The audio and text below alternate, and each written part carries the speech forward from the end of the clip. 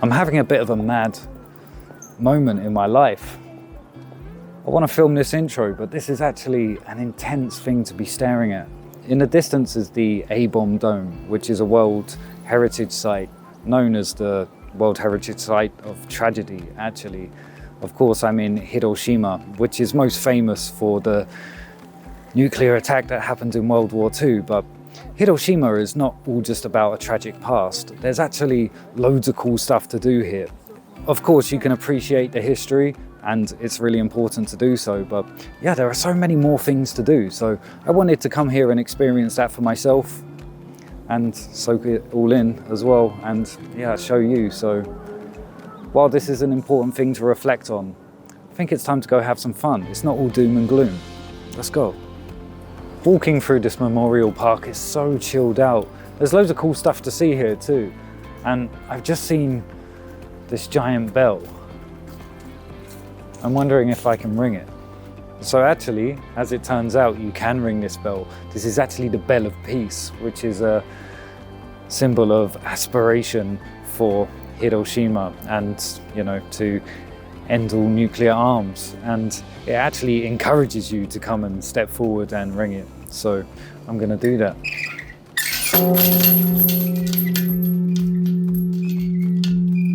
It's quite loud. I know the whole meaning behind it's quite serious, but that was quite fun to do. Let's go check out the rest of the park. Behind me is the National Peace Museum, which has a lot of sobering stuff in it, but this is kind of a symbolic place that you have to come to in Hiroshima. This arch monument represents a kind of way for those who died to rest in peace, but one reason why it's really important is the view. In the distance you can see the A-bomb dome and a peace flame, and this was lit in 1964 and will remain lit until nuclear weapons have been erased from the planet. A really powerful scene.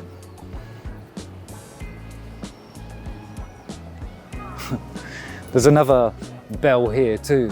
This one's actually called orizuru, which means like the folded origami crane.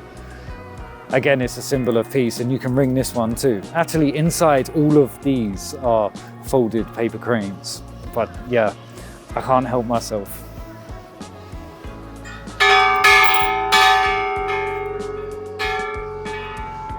That one was so much louder than I expected it to be. Well, sadly, it's getting dark because I actually came to Hiroshima a little bit late, but I'm getting kind of hungry. And one thing you should definitely do when you come to Hiroshima is try okonomiyaki, and I know a perfect place, so let's go and eat.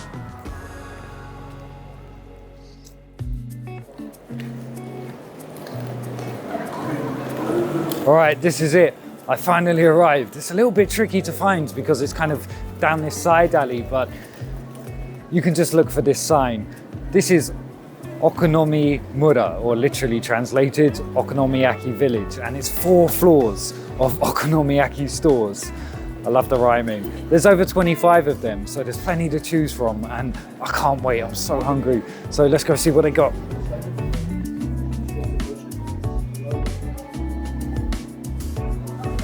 Okay, I finally sat down. I'm excited, it smells so good. And one really cool thing about this whole place is they cook the okonomiyaki right in front of you. And well, one reason why I'm excited is because okonomiyaki is one of my favorite foods, and there's actually 2 styles, Hiroshima and Osaka. I've been to Osaka and had Osaka okonomiyaki, and it was just amazing. Osaka style okonomiyaki is just kind of all blended together and then mixed, very much like a normal pancake. But Hiroshima style, it's kind of just like piled up in layers like a mountain. So they're very different in texture and flavor. And also one big difference is Hiroshima usually include noodles. So basically I've ordered 2 okonomiyaki.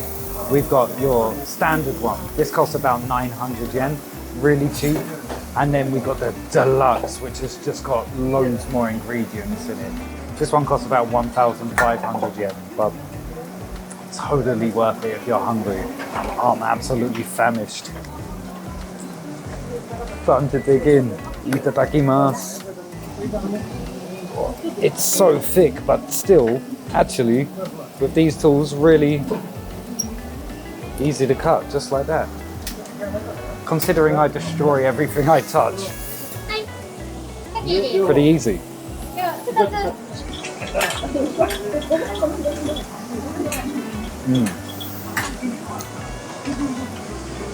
The flavor is just amazing. There's a lot going on in here, texture-wise and flavor-wise. Big taste of seafood because this special's got a lot of seafood in it. Normal okonomiyaki is usually just pork. This has got so much going on. Really good. I'll say good, not amazing. In my honest opinion, Osaka okonomiyaki was better. I don't want to say that too loudly though, don't want to upset anyone, but doesn't take away, this was still amazing. That's so filling. I've got to tell you, one okonomiyaki is enough. Probably enough for 2 people actually. I'm just in an absolute food coma right now, so I'm gonna go take a nap, and through editing magic, we're gonna go back to Hiroshima, daytime. Get back to the adventure, let's go. And the magic has happened. It's the morning, and actually today I'm going to do pretty much the reason I came to Hiroshima is to go to somewhere special. Hiroshima is not just a city, it's a whole prefecture. And in Hiroshima prefecture, there's a special kind of island, Usagishima, or Rabbit Island. So I'm gonna go check that out right now. I can't wait, it's gonna get cute. Okunoshima is a small island just off the inland shore of eastern Hiroshima prefecture and is famous for having over 1,000 genuinely wild rabbits with no fear of humans. They even eat directly out of your hand. It's super cute. There's lots to discover on this island. However, it is a place with a dark history, as I discover. But it's the perfect day trip from Hiroshima City and I absolutely recommend it. It's super cute.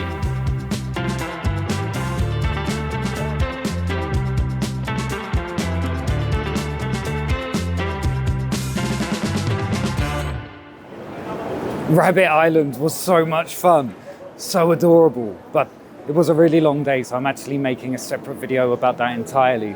I just got off a ferry because now I'm going to one of the most famous spots in Hiroshima, Miyajima Island. Literally translates as Shrine Island, and it's got one of Japan's top 3 views.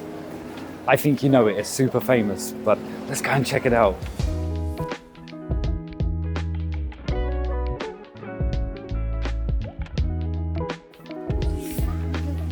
One really cool thing about Miyajima Island is all these wild deer are here, and they're pretty approachable to humans too. I've been to Nara and you can feed deers there, but here you shouldn't feed the deers because, like this bad boy, they've still got their horns. If they attack you, that can actually hurt quite a lot, but the real reason why you would come here is just over here.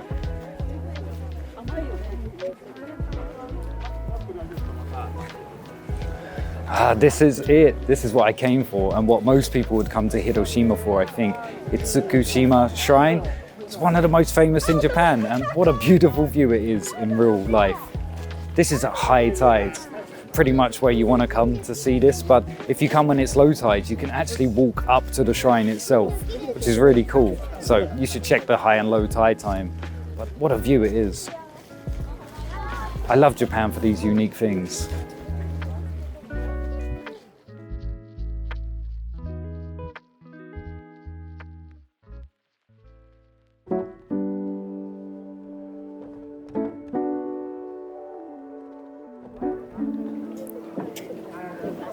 So I just entered Itsukushima's jinja, or temple. It's known as the temple on the water for obvious reason. There's even a pagoda in the background. It's super pretty and nice here. It costs 300 yen to enter, but actually that's pretty cheap to be honest. This whole area, really beautiful. Such a cool place to just walk around and enjoy.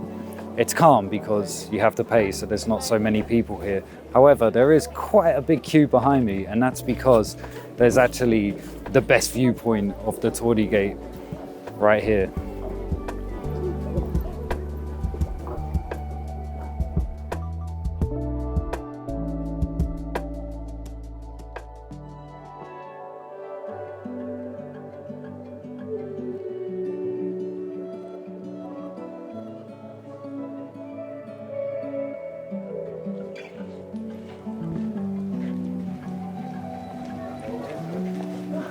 This whole area is so cool. There's loads of traditional buildings, shrines, temples. There's a really awesome statue over there, which is the goddess of this area called Benzaiten. She's the goddess of music, arts, wealth, eloquence, and knowledge. So many different things. So this whole place is quite historically important, actually. But what's also important is I'm getting really hungry. So it's time to go and get some lunch. Luckily, this whole area is full of food stores and they've got Hiroshima specialties. Two in particular that I'm really looking forward to trying. So let's go and eat.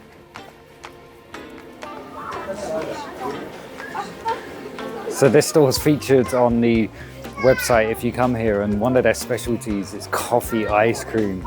Look at that, it looks delicious. Oh, that's so good. Yabai. Yabai. Oh my god.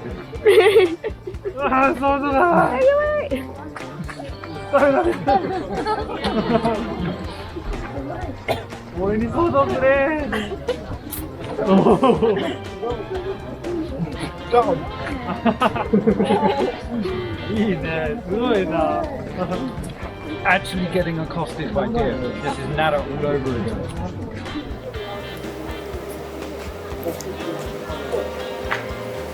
The deer's moved on to the next victim. Which is weird, it's meat. Like that's a good point, it's meat. Deer shouldn't even like meat, but I guess they don't care. He did the smart thing and ran away. I'm gonna do the same before it's too late.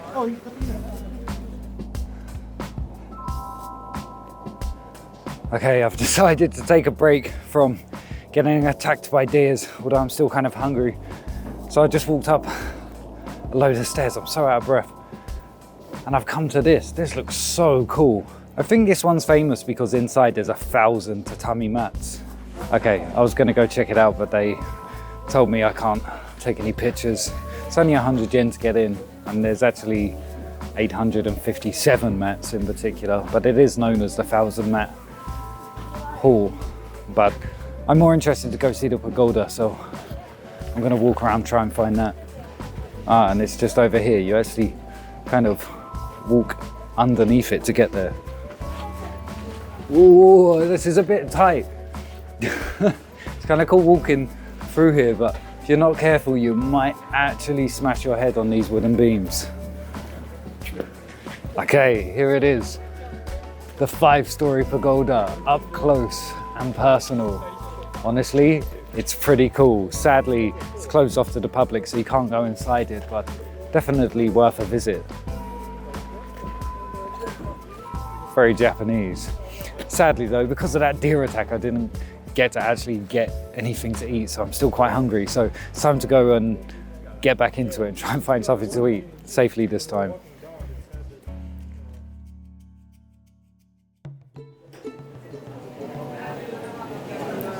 So to get lunch, I've come to this food street. It's actually really long, much bigger than I expected it to be.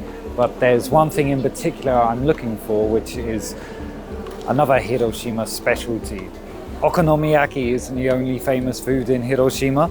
It's also famous for oysters. So I've come to this famous oyster store in this food street, and I've got miso and garlic butter. You can just eat them right here on the street and then give them back. So let's try it. Oh, it looks so good.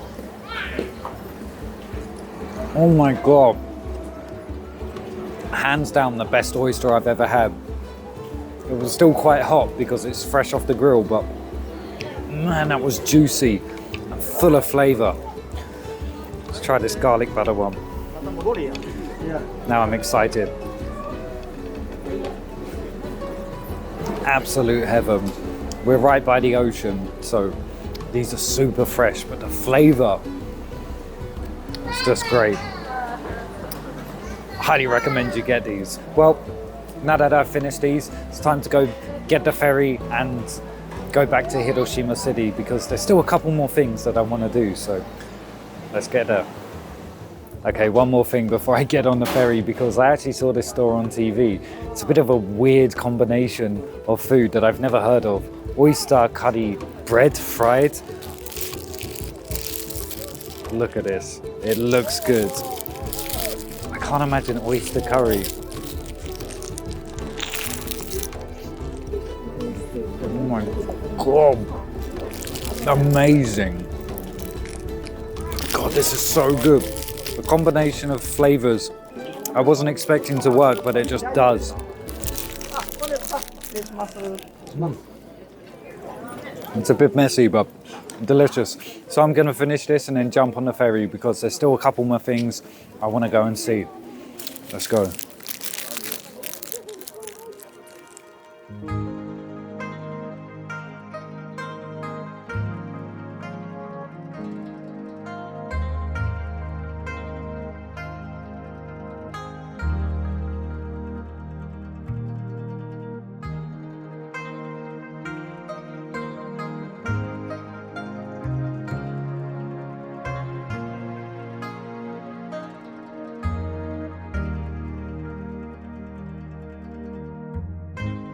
From Hiroshima's most famous view to probably its most peaceful, I've come to Shukkeien Garden, which is a Japanese style garden.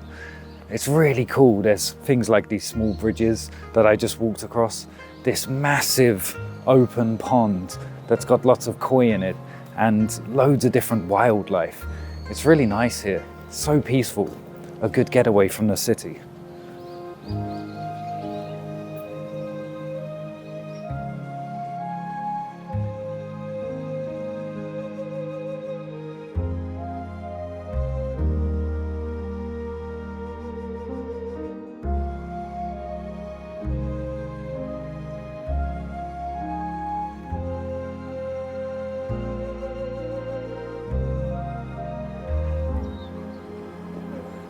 Oh, this is fun. It's quite steep. There are actually signs saying that you're not supposed to walk over this, so I'm being a little bit naughty, but I couldn't help myself. And actually, the main reason why I've come here is because there are loads of carp and you can feed them. So it's only 100 yen, you can buy food. So I did. So it's time to feed the carp. There's quite a lot of them, so I'm expecting they're going to go a bit crazy.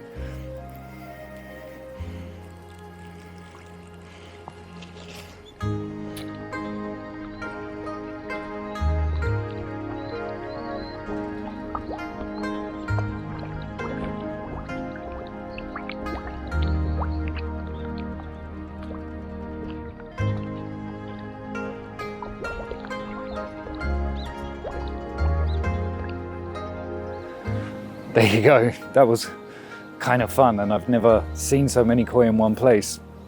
The ducks were pretty greedy, eating all of the koi food, but that was so much fun. Now that I've had my piece, it's time for the last location. This is actually saving the best till last, in my opinion, so let's go check it out.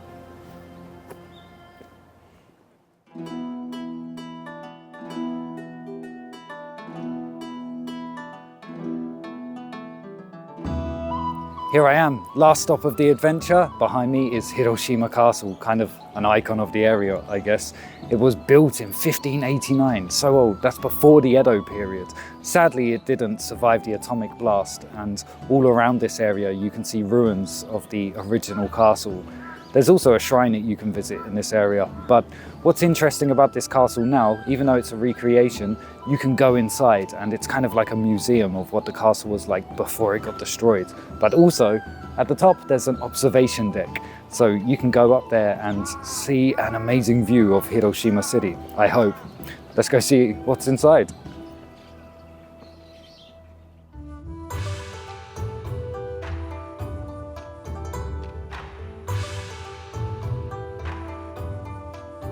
So Japan loves mascots, and this is no different. This is the mascot of Hiroshima Castle. A kind of cute cat with the castle on its head. It's interesting. I actually like the design a lot.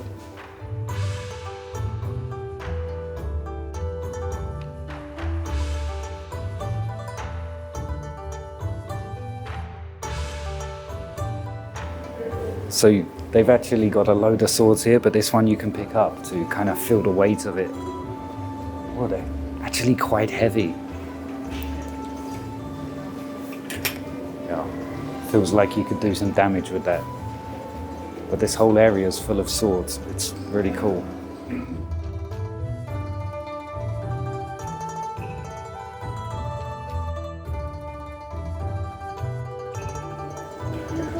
Okay, I finally made it to the top, the 5th floor of the castle. It's really interesting in there. There's so much stuff to see. And what a view this is. Wow, you can see Hiroshima city from 4 different angles from up here. But this is just amazing. So peaceful. And I guess this brings an end to my adventure around Hiroshima. Speaking of history, that's not the only thing that this place has to offer. Actually, so many beautiful views, nice places to visit, UNESCO World Heritage Sites. Honestly, so much. Highly recommend you come here yourself. And if you enjoyed the video, you know what to do to help out. But sadly, that's it. I'm just gonna chill out. Hiroshima. It's been good.